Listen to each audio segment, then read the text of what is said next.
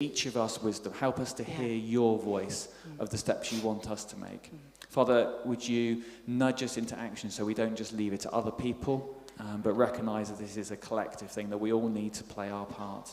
And Father, thank you for the many, many ways that things are changing, that people are starting to think. Thank you for the various scientific engineering solutions that are being dreamt up, and some are coming into reality.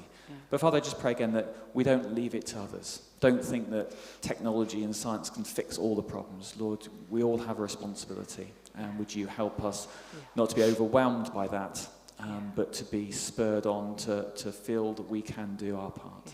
Father, thank you that you walk with us. Thank you that ultimately our hope and our salvation is in you, and our future is secure in you. But make us good stewards of what you've given us, and make us lights to the world, I pray. Amen. Amen. Thank you very much. That was wonderful. Wonderful. Thank you. Give a round of applause, please, guys. Thank you. That was amazing. Lovely. So we're just going to carry on with both and. Okay. So the first both and is God and humans. So as Gareth said, Genesis 1 describes how God has given us the earth to take care of. And then in Revelation 21 and other places such as Ephesians, it shows that God is still very much involved in the ongoing evolution of the planet that he has so lovingly created. It seems that he didn't just create the earth and then just walk away and say, get on with it, humans. He is fully involved. So much so that he became a human to show us what it means to be human. Before I was a Christian, which is a long time ago now, I was a real environmentalist. I used to walk out on the streets in Aylesbury, and I was part of Vale of Aylesbury Friends of the Earth.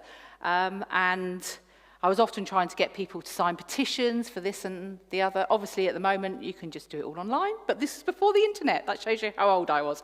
But yes, I was often on the streets of Aylesbury.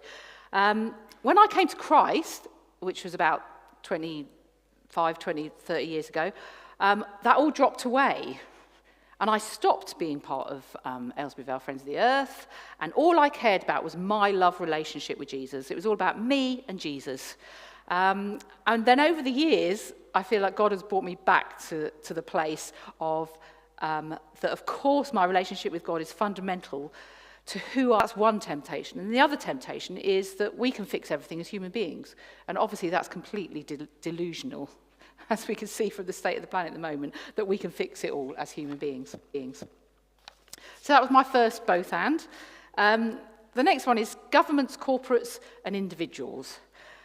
So this is probably a place where the overwhelming bit comes in, and we just say, oh, what on earth can I do?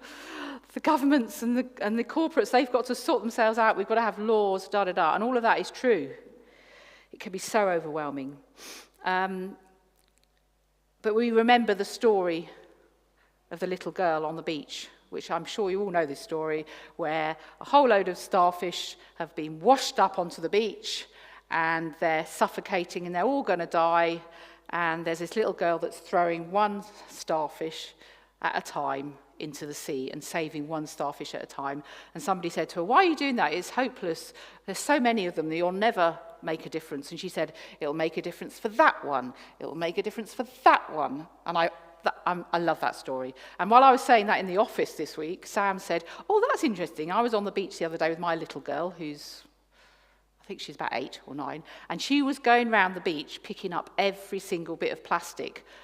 And her dad said to her, what are you doing that for? She said, because I don't want these bits of plastic to be eaten by the animals in the sea. So she was cleaned the whole beach while they were on holiday. So that I don't think Sam thought that's what he was going to do on holiday, but that's what he ended up doing.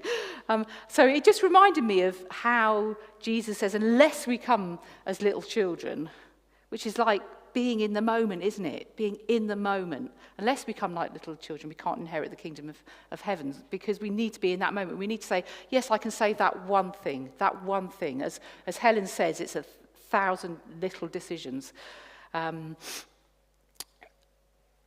Yeah, so I think that's really important. The other thing is, I've got this wonderful book. If anybody wants to borrow it afterwards, they're very welcome. And it's written by our current Pope. So the Pope is called Pope Francis, and he named himself after St. Francis, who's the patron saint of ecology. So good timing for the planet, I think. And he's written a book called It's called On Care for Our Common Home. And it's got some great stuff in here. I thoroughly recommend it. If anybody wants to borrow this one, you can see me afterwards. I just wanted to read out one of the paragraphs. It says, "A change in lifestyle could bring healthy pressure to bear on those who wield political, economic, and social power. This is what consumer movements accomplish by boycotting certain products.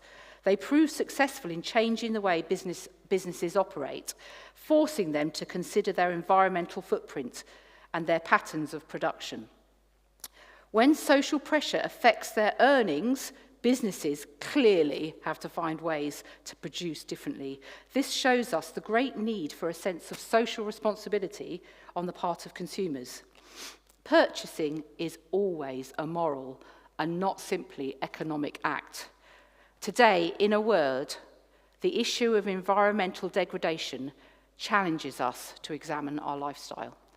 So I just love that paragraph because it talked about the responsibilities as individuals and communities of individuals like our church, but also what impact we can have on the governments. So it seems that as individuals we can do a lot. We can sign lots of petitions. If anybody wants to sign petitions, it's so easy nowadays. You just get on the mailing list and you get all these emails and you just click on it. So if anybody wants to do that, I can give you a whole list of things to sign up for. There's also a very important event that's happening in Glasgow in November. It's called COP26. Which COP stands for the Conference of Parties. It last happened in Paris in 2015, but it's our chance, it's the